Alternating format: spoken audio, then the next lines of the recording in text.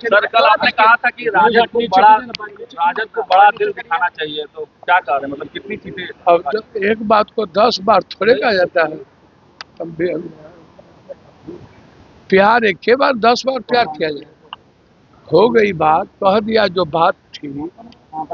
दिल बड़ा तो सबको करने की जरूरत, हमको भी आपको भी। हिमालय से ज्यादा ऊंचा मस्तिष्क रखने की जरूरत है और समुद्र से ज्यादा गहरा दिल रखने की जरूरत है। तो बात तो हुई। अब्दुल बारी सर भी कह रहे हैं कि पीएम फेस घोषित कर देना चाहिए। देखिए, अब्दुल भाई पार्टी के नेता हैं, वो बहुत कुछ समझते हैं। उसमें अपनी पार्टी के बारे में बोलेंगे। मेरी राय है कि सीएम मुद्दा ही नहीं, मुद्दा है चुनाव जीतने का। किसी भी परिस्थिति में हमारे नेता जो अत्यंत पिछड़ी जाति का जो मुद्दा है, और जो कल 20 वर्ष का जो 20 सालों का जो हमारे नेता अशोक गहलोत जी और हमारे पार्टी ने जो चार्जशीट किया है, हम उसी मुद्दों पर जाएंगे बिहार में। हम व्यक्ति के मुद्दों पर बिहार में नहीं जाएंगे। तेजस्वी यादव ने बड़ी घोषणा की है, हर घर नौकरी। मैंने पहले ही कहा कि रोजगार हर घर हम लोग देंगे, रोजगार देंगे।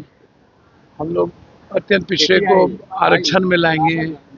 हम लोग 50% निजी क्षेत्र में आरक्षण ठेकेदारी देंगे। नौकरी, सरकारी नौकरी का यहाँ मुद्दा ही नहीं है। सरकारी नौकरी तो खत्म कर दिया बीजेपी की सरकार ने, और सरकारी नौकरी का मैटर नहीं है। तेजस्वी जी का कहना था रोजगार हम देंगे। अब वो संदर्भ सरकारी नौकरी से नहीं। तो क्या हुआ? मुकदमा दर्ज किया गया वैशाली में, आपने शायद पैसा बांटा है उसको। अच्छा, एक बात बताइए, हम कैंडिडेट तो है नहीं और मेरी पार्टी भी नहीं है। अब 5-5 सीएम फेस हैं हाजीपुर से। नित्यानंद बाबू सीएम के उम्मीदवार हैं, चिराग भाई भी हमारे सीएम के उम्मीदवार हैं, कुशवाहा जी भी कहते हैं कि हम हूँ एक दिन सीएम के उम्मीदवार हैं, हमारे लीडर भी सीएम उम्मीदवार हैं। 10 किलोमीटर नहीं है जहाँ घर कट रहा है 15 दिनों से। सहदई गांव में घर कट के बर्बाद हो गया, उसके पहले सोनपुर में घर कट के बर्बाद हो गया, कोई देखने नहीं गया। कौन गाँव था? सबलपुर में कोई देखने तक नहीं गया। सबलपुर पश्चिम उत्तर बर्बाद हो गया, वहाँ भी पप्पू यादव को जाना पड़ा। कल हम तब गए जब भूख से लोग मरने की नौबत आ गई और लगभग 250 घर कट गए। तो लोगों ने कहा कि पप्पू यादव जी तो आ जाए। तो अब क्या मैं अपनी मानवीय मूल्यों को मार दूं, तो हमको फिर सुसाइड करना पड़ेगा।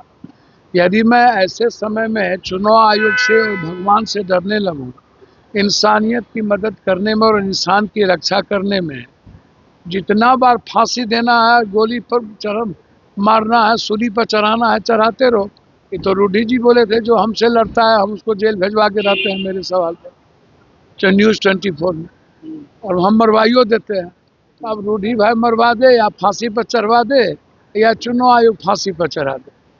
सर, ये मैं चुनाव लड़ने नहीं गया हूँ, मुझे चुनाव की राजनीति से कोई मतलब नहीं है। और ऐसी परिस्थिति, साइक्लोन, डिजास्टर और गंगा कटाव से परिवार बर्बाद होगा तो एक बार नहीं 1 लाख केस होगा तब भी मैं मदद करूँगा। मैं किसी से नहीं डरता। मदद करना है हमको, राजनीति नहीं करनी है और मुझे चुनाव नहीं लड़ना है। हमारा क्षेत्र होता तभी ये कुछ करते। अब किसी ऊपर के कहने पर केस करते रहो तो पप्पू यादव इस घीगर बोकी से डरने वाला है। यादव को कहा है कि उनको चले जाना। देखिए, दिलीप बाबू और के बारे में मैं कुछ नहीं कहूँगा। दिलीप बाबू, मंगल भाई और सब इन लोगों से मैं पूछना चाहूँगा कि पीके ने आप लोगों पर बयान बंद क्यों कर दिया? क्या कुछ दिए क्या? हमको तो लग रहा है कि दिलीप बाबू इधर पीके अपर बयान अब दे नहीं रहे हैं, खाली सम्राट पर दे रहे हैं। तो क्या सम्राट आपसे ज्यादा सीएम के उम्मीदवार हो गए क्या? तो आप लोग तो जितने सीएम के उम्मीदवार बीजेपी में हैं सब सम्राट को पीके, भाई तो एजेंडा पीके का थोड़ी है। और मुझे लगता है कि दिलीप बाबू इन लोगों ने समझौता कर लिया, मंगल जी ने, लेन देन हो गई, माल का लेन देन हो गया, और अब दिलीप बाबू मंगल जी अशोक जी पर बात नहीं होगी, आप इसको लिख लो।